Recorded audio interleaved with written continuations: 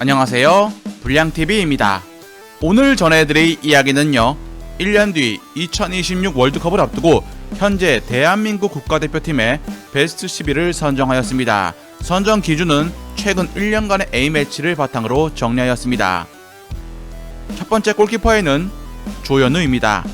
2024년 1월 아시안컵 이후 부동의 한국 골문을 지키는 수호신이 된 조현우. 팔레스타인전부터 홍명보 감독이 부임 후 오만전 이후 최근 5경기에서 원정 요르단과 경기를 제외하면 한국팀은 매경기 실점을 해 중동팀들과 쉽지 않은 경기들을 펼쳐왔습니다.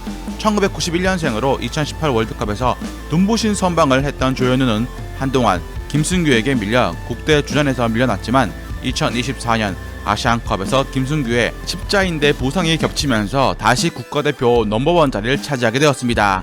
189cm의 키로 2017년부터 K리그 베스트 11을 한 번도 놓치지 않고 수상 중인 국내 리그 최정상의 골키퍼입니다. 그리고 2024년 울산의 우승에 가장 큰 공을 세우며 이훈재에 이어 K리그 역대 두 번째로 리그 MVP까지 수상을 했죠. 김승규와 조현우가 최근 8년간 대표팀을 책임졌지만 2025년 2월 2명 모두 부상으로 한국 대표팀은 미국 MLS 리그에서 김준홍을 새 수문장으로 발탁할 것으로 보입니다. 왼쪽 풀백에는 이명재입니다. 울산 소속으로 데뷔해 10년 동안 울산에 헌신했던 이명재가 32살의 나이에 잉글랜드 버밍엄으로 이적에 성공을 했습니다. 다소 늦은 나이에 큰 도전을 결심한 것이었죠. 더불어서 2024년 첫 국대 선발 후 홍명보 감독 체제에서 계속 선발로 나오는 겹경사까지 이미 홍명보 감독이 울산 감독 시절 때부터 잘 써왔던 선수였고 울산은 서령우에 이어서 또 풀백을 해외로 진출시켰습니다. 첫 해외 진출인 이명재가 이제 국대에서 꾸준히 발탁이 되어서 내년 2026 월드컵까지 뽑히려면 소속팀 버밍엄에서 입지를 다져야 하는데 버밍엄의 레프트백 경쟁이 꽤나 빡빡하기에 쉽지 않은 도전이 될 것으로 예상이 됩니다. 버밍엄은 현재 비록 3부 리그지만 1위인 만큼 다음 시즌 2부 리그 승격이 유력한 팀, 지난 시즌엔 K리그 베스트 11에 뽑히기도 했던 만큼 능력 자체는 있기 때문에 그의 2025년은 축구 인생의 가장 중요한 해가 될 것으로 보입니다. 오른쪽 풀백에는 서령우입니다. 지난해 여름 울산 HD를 떠나 지배지대로 합류한 서령우는 적응기가 무색하게 맹활약을 펼치고 있습니다. 올 시즌 27경기 5골 5도움으로 어느덧 공격 포인트 10개를 돌파했죠. 좌우 가리지 않는 멀티플레이어 역할을 맡았고 뛰어난 공격력을 선보이며 지배지다의 리그 무패 질주를 이끌어 서령우는 한 단계 더 진화했다는 평.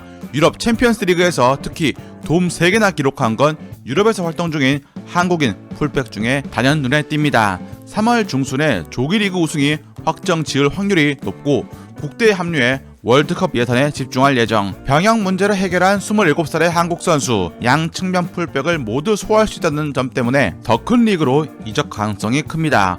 홍명보 감독이 울산 감독 시절 서령우를 다뤄본 경험이 있어서 국대에서의 입지도 탄탄할 것으로 보고 있습니다. 백업 멤버로는 대구에 황재원이 있습니다. 첫 번째 센터백엔 김민재입니다. 김민재는 한국 축구 수비의 축이자 민행 수비에서 없어서 안 될 존재입니다. 2024년 국대와 클럽을 오가면서 쉴 틈 없이 경기에 나서 혹사 논란에 휩싸였던 그는 그만큼 팀 승리에 반드시 필요한 존재라는 증거. 특히 2024년 아시안컵에 이어서 월드컵 예선도 거의 모든 경기 풀타임을 뛰었습니다. 2025년 3월과 6월에 있을 월드컵 아시아 예선 역시 그는 나설 것으로 보이는데 아킬레스건 부상에 시달려 정상 컨디션이 유지되기 어려워 보이는 게 한국 대표팀 입장에서 큰 위기입니다. 3월 월드컵 아시아 예선이 본선행을 가르는 중요한 경기이기 때문에 홍명보 감독이 김민재 카드를 꺼낼 가능성이 있지만 민행 클럽에서 쉬지 못해 지쳐있는 상태여서 언제 쓰러질지 모릅니다. 백업으로 브랜트포드의 김지수가 있습니다. 두 번째 센터백엔 조유문입니다.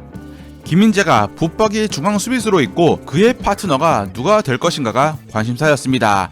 2024년 파트너로 낙점된 선수는 조유민이었습니다. 96년생 동갑으로 이 둘이 나선 월드컵 아시아 예선에서 실점들이 있긴 했지만 중앙 수비수의 실수라고 할 수 있는 실점은 아니었습니다. 조유민은 김민재에 쏠려있는 후방 연결 부담을 덜어줬고 섬세한 패스 축구를 위한 센터백들의 빌드업 능력이 요구되는 시대에 조유민은 제 몫을 해내고 있습니다.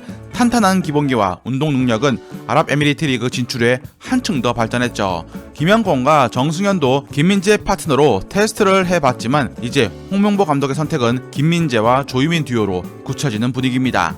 첫 번째 미드필더엔 황인범입니다.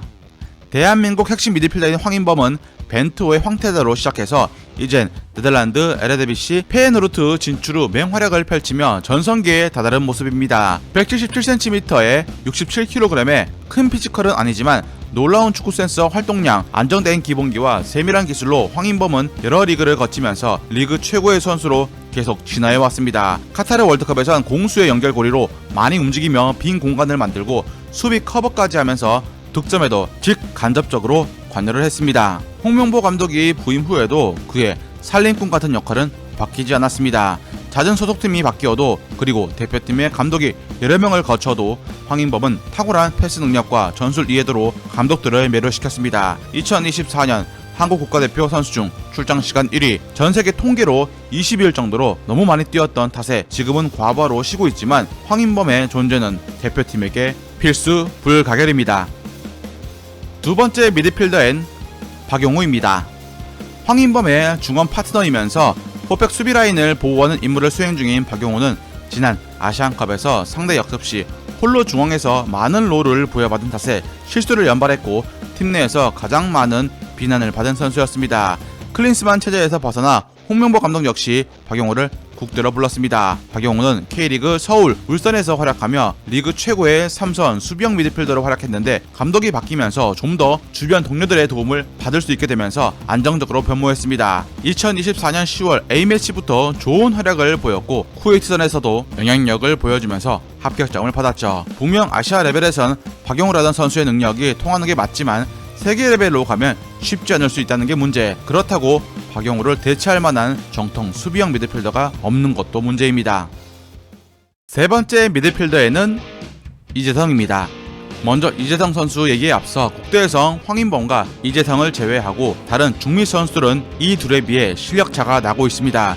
최근 옌스 카스트로프가 독일 1부 리그 맨헨글라드바흐로 이적하며 가장 좋은 폼을 보여줘 국대 기화사를 타고 있죠. 그 외에도 백승호, 정호연, 권혁규, 홍현석 등이 있습니다. 독일 마인츠에서 올 시즌 역시 맹활약하며 리그 공격 포인트 10개를 달성한 이재성은 앞서 얘기한 선수들과 다른 클래스를 보여주고 있습니다. 3시즌 연속 분데스리가 공격 포인트 2자릿수 기록을 이어간다는 것은 쉽지 않을 뿐더러 올 시즌 커리어 하이를 기록할 가능성이 큽니다. 32살의 공격형 미드필더로 다음 월드컵이 마지막이 될 이재성은 적지 않은 나이임에도 성실한 수비 가담과 높은 축구 지능, 전진 운반, 템포 조절까지 이 선에서 만능 열쇠의 키 같은 선수입니다. 이재성의 후계자 또는 백업으로 비슷한 색깔을 가진 마인츠의 1999년생 홍현석이 있습니다.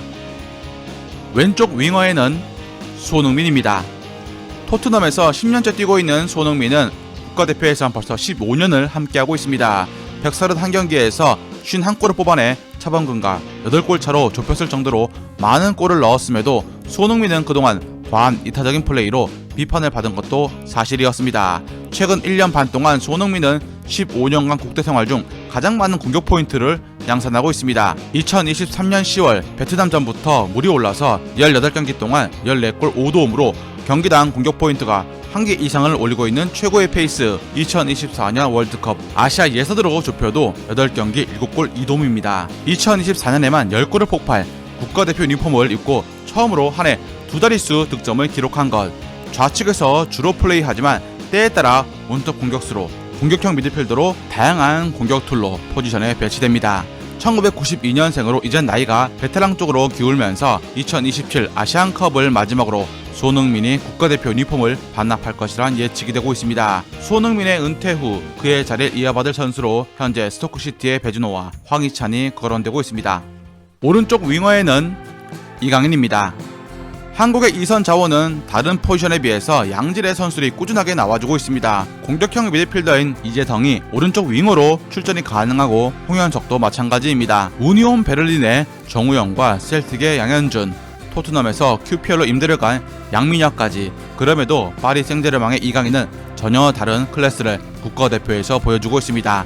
드리블, 탈압박, 시야, 패스, 축구 지능까지 왜 그가 B클럽에서 뛰고 있는지 여러 차례 국가대표에서 증명해왔죠. 과거부터 손흥민에게 과중하게 집중된 공격이 이젠 이강인이라는 또 하나의 선택지, 그리고 한국에서 볼 수 없는 테크니션의 등장으로 공격 루트가 다양해졌고, 특히 아시아권에서 라인을 내리는 팀 상대로 한국이 답답했던 공격 방식이 이강인의 창의성으로 새로운 돌파구를 찾아낸 것은 매우 고무적인 일입니다. 상대의 밀집 수비를 패스 한 번으로 뚫어내는 건 지금까지 한국이 잘 하지 못한 것이기 때문, 특히 클럽과 다르게 한국 국대에서 이강인의 자유도가 더 많이 부여될수록 더 창의성이 극대화가 되는데, 아직 홍명보호 세부 점술이 뒷받침을 못해주고 있습니다. 클린스만 감독 때보다 이강인의 활약이 최근 주춤한 것도 사실입니다. 소속팀에서 엔리케 감독이 이강인을 10번 롤로 쓰고 있지 않지만, 이강인이 아시아권 팀 상대로 10번 롤로 상대를 학살할 수 있을 정도로 파괴력을 갖춘 선수입니다. 현재 우측 윙어라면 이강인의 활동 영역을 중앙 쪽으로 더 넓히는 게 차선책이라고 할 수 있습니다. 앞으로 10년을 국대에서 더 뛸 수 있는 이강인이 좀 더 공격적으로 활용되어야 할 것입니다. 마지막 공격수에는 오세훈입니다.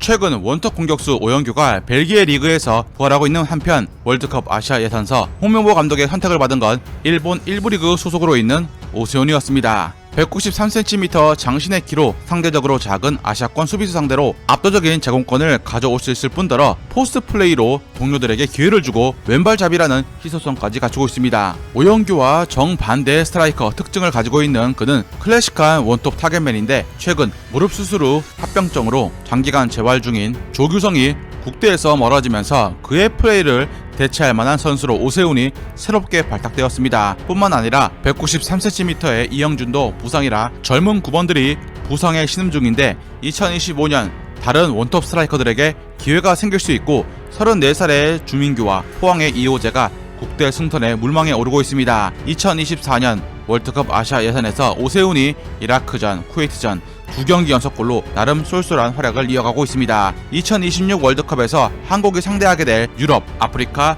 남미권 팀들과 견주려면 피지컬 좋은 원톱 자원은 반드시 필요해 보입니다. 이미 카타르 월드컵 조규성을 통해 확인했고, 원톱 타겟맨을 활용할 줄 아는 이강인이라는 놀라운 플레이메이커가 있기 때문이죠. 즐겁게 보셨다면 구독과 좋아요 클릭을 부탁드립니다.